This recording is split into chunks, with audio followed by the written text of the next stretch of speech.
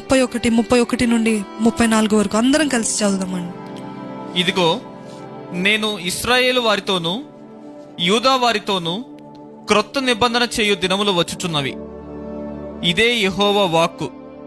అది ఐగుప్తులో నుండి వారిని రప్పించుటకై నేను వారిని చెయ్యి పట్టుకొనిన దినమున వారి పితరులతో నేను చేసిన నిబంధన వంటిది కాదు. నేను వారి పెనిమిటినైనను వారు ఆ నిబంధనను భంగము చేసుకొనిరి. ఇదే యెహోవా వాక్కు. ఆమేన్. అలాగనే యోవేలు గ్రంథము 2వ అధ్యాయము 13వ వచనము. యోవేలు 2:13.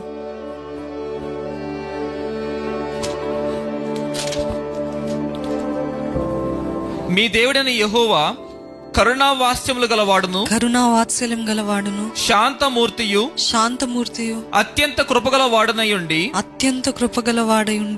తాను చేయనుద్దేశించిన కీడును చేయక ఆమేన్ పశ్చాత్తాపడును గనుక మీ వస్త్రములు కాక మీ హృదయములను చింపుకొని ఆయన తట్టు తిరుగుడి. ఆమేన్. ఆయన చేయును ఉద్దేశించిన కీడు ఆయన జరగకుండా ఆయన పశ్చాత్తాపడుతున్నాడు. He's turning away from his anger. ఆయన అనుకున్న కీడును మనకు జరిగించాడు. ఎప్పుడు ఆయన సన్నిధిలో మనము హృదయాలు చింపుకున్నప్పుడు, ఈ సమయంలో మీరందరూ మీ హృదయాన్ని చింపుకున్నారని నేను నమ్ముతున్నానండి. మీ హృదయాన్ని దేవుని సన్నిధిలో కుమ్మరించారని నమ్ముతున్నాను.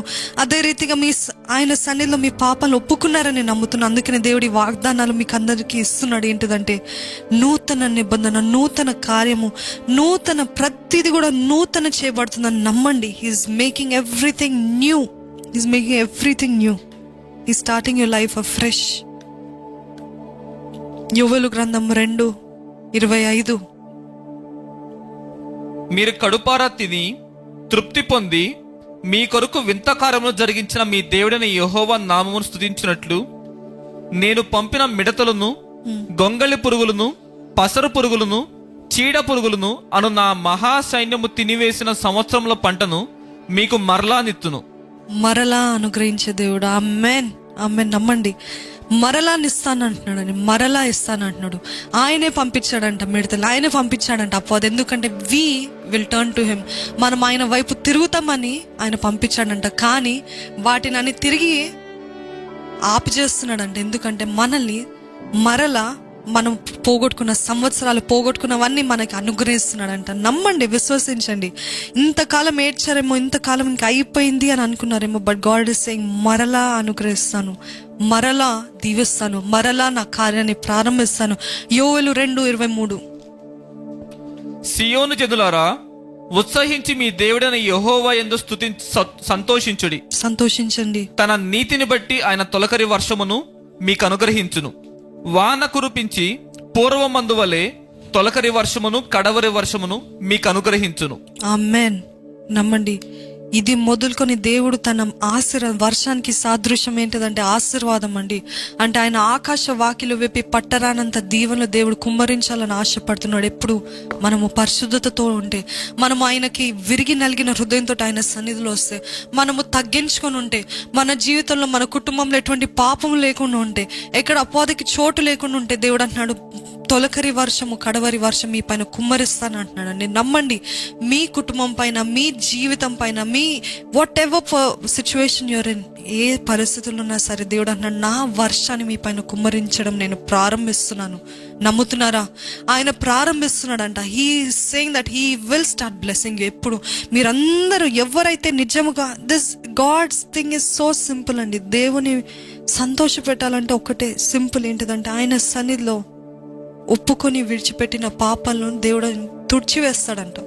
మళ్ళీ ఎప్పుడు కూడా బయటికి ఎత్తెత్తి చూపించి నువ్వు ఆ రోజు అలాగే చేస్తావని చెప్పాడంట.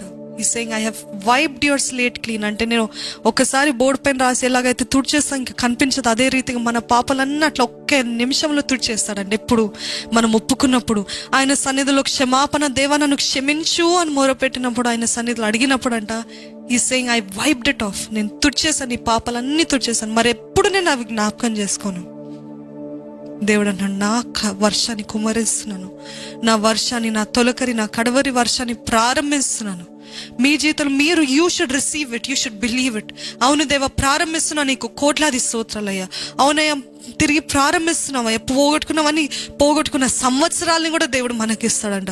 పోగొట్టుకున్నవన్నీ కూడా దేవుడు మనకిస్తాడంట. అందుకనే కీర్తనలు 24:7 వచనంలో ఉంటది కదా, గుమ్మములారా మీ తలలు పైకెత్తుకొనుడి, మీ తలలు పైకెత్తుకొనుడి, మహిమగల రాజు ప్రవేశించున్నట్లు పురాతనమైన తలుపులారా మిమ్మును లేవనెత్తుకొనుడి. మిమ్మల్ని మీరు లేవనెత్తుకున్నాడు. ఇంకా దుఃఖంలో ఉండద్దండి.